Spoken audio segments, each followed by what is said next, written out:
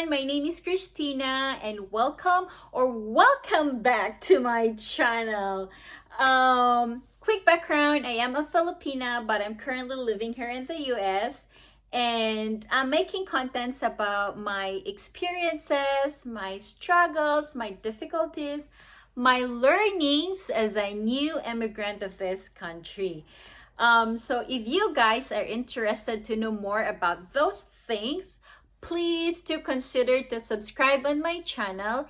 So for today's video, I decided to make a comparison of how it is to be a nurse in the Middle East and how it is to be a nurse in the US. Quick background lang po, ako po ay nagtrabaho sa Oman, which is in the Middle East, for more than 5 years as a nurse before ako nagpunta dito sa US.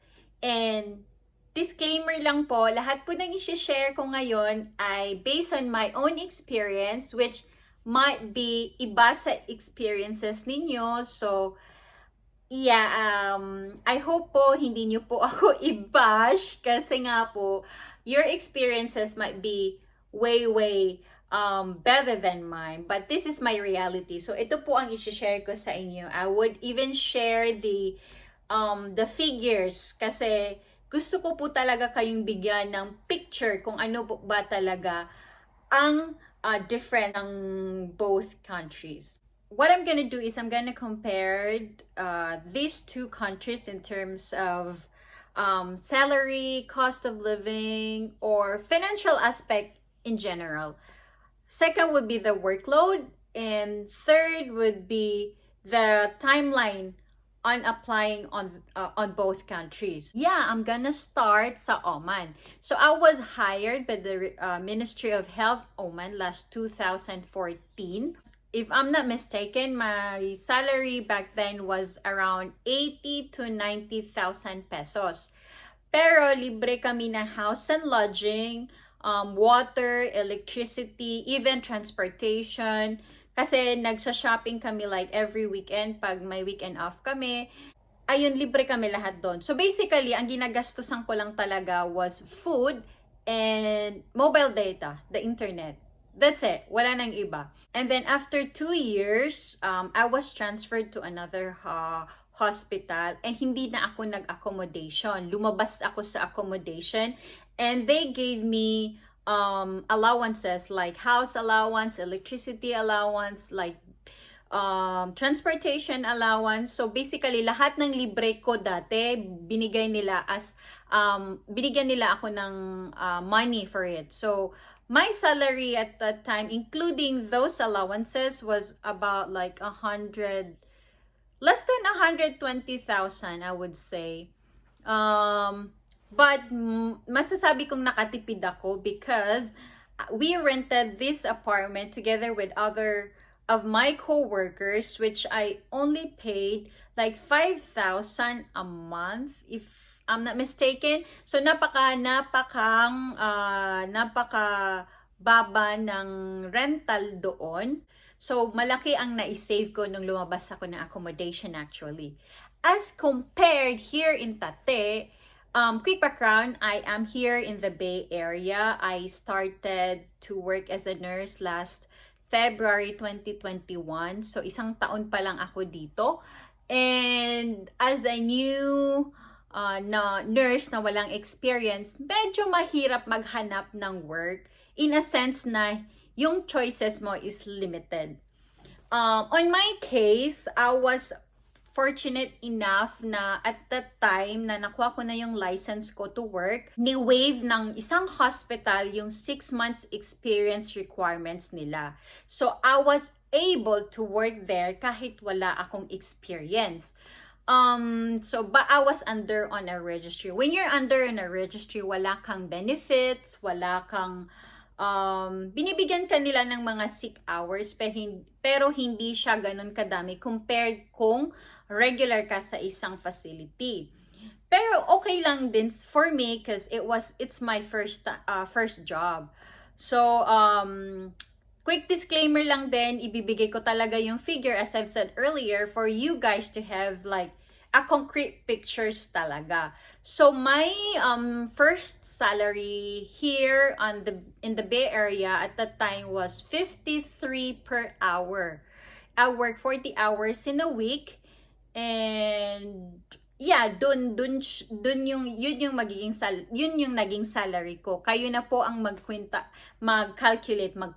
daw, Bisaya. Kayo na po ang mag-calculate kung ilan yon, kung magkano yon. And then after 6 months, ni-raise nila yung aking salary to 58 per hour.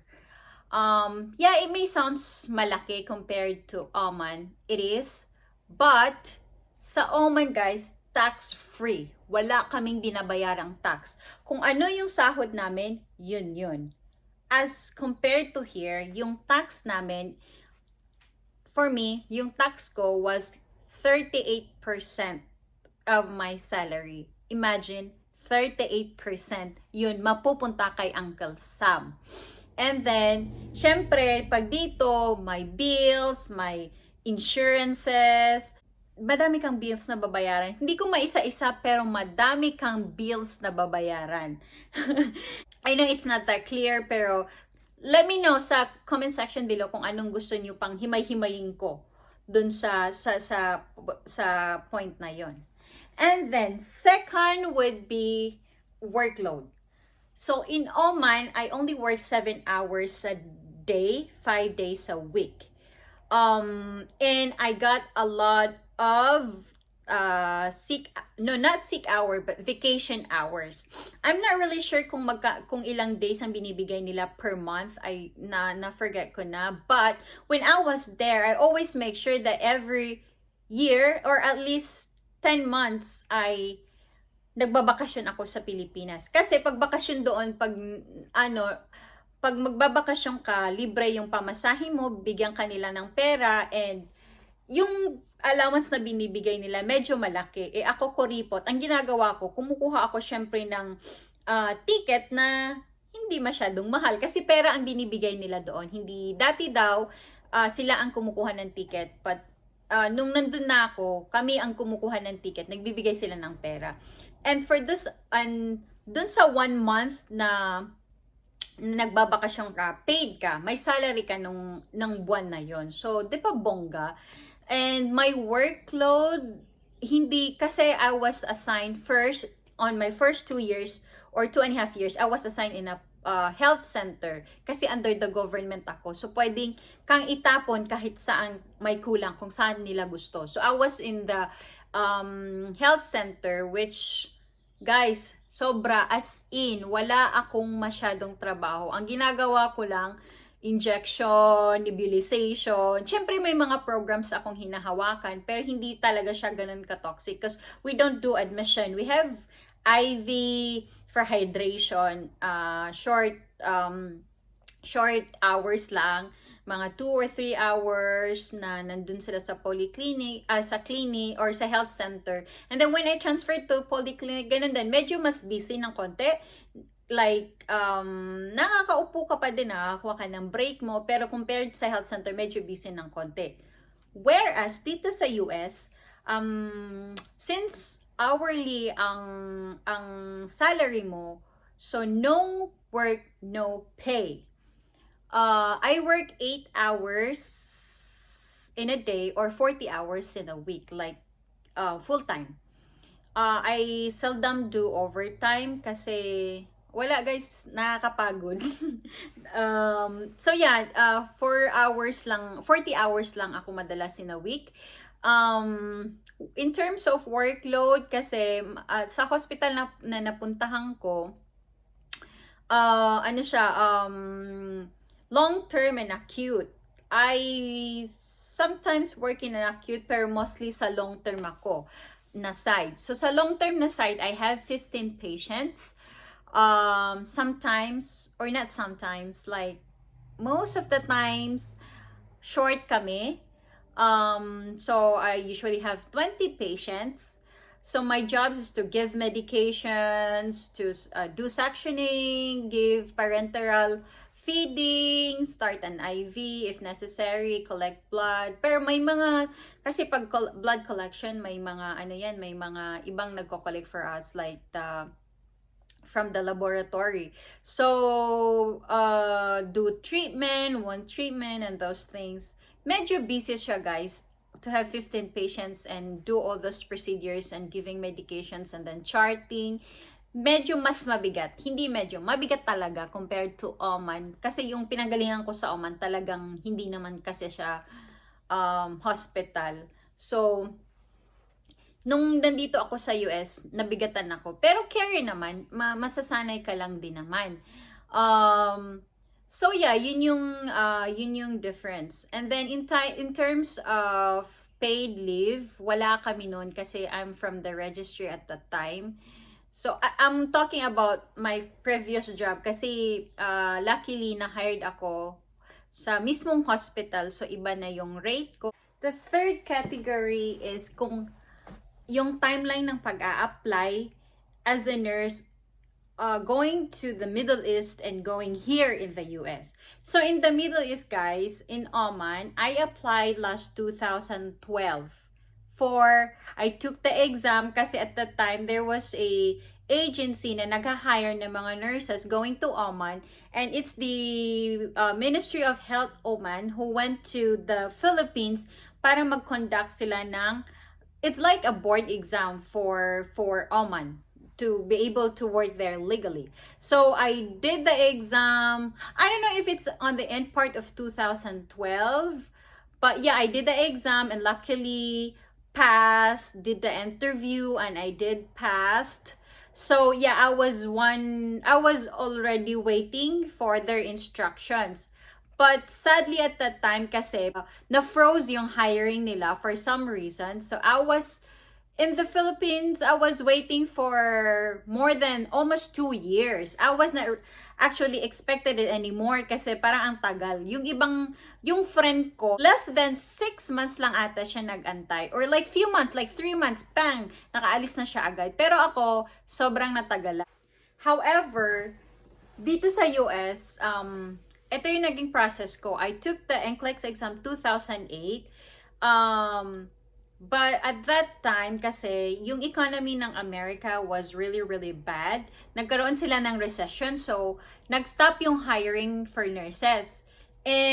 But actually guys, nag-take ako ng exam because it was sponsored by my aunties and titos, but I was not really interested in going here because knowing me, I know the process is napakatagal and wala talaga akong ganong patience in terms of those things. Parang, ewan ko, hindi ako ganong may ibang tao, diba? Kasi masipag, yung mag-research and everything, pero ako hindi.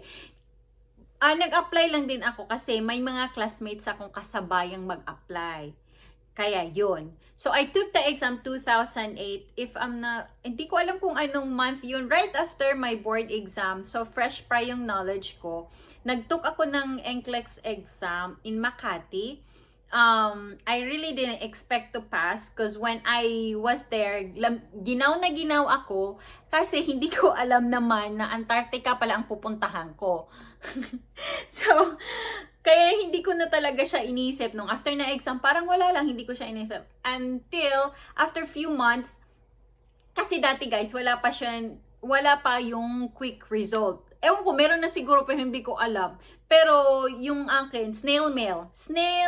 So after few months pa yung naging nalaman ko na pumasa pala ako. And since I applied for California license, hindi ko siya ma-activate until wala akong social security number, which makukuha mo lang kung nandito ka sa California. So, ayun, yun yung naging ko. Nandun lang yung papel ko na nakapasa ako. Hindi ko talaga siya wala akong ginawa.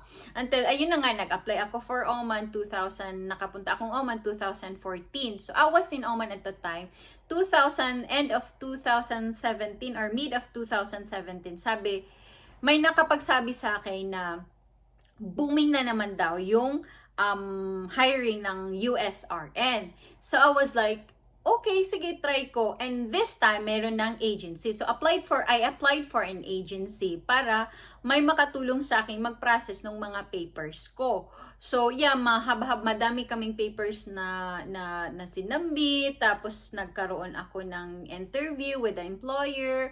Ganyan. Tapos, 2018, sinabi na nila kasi nung end of 2017, yung priority date ko, hindi pa siya current.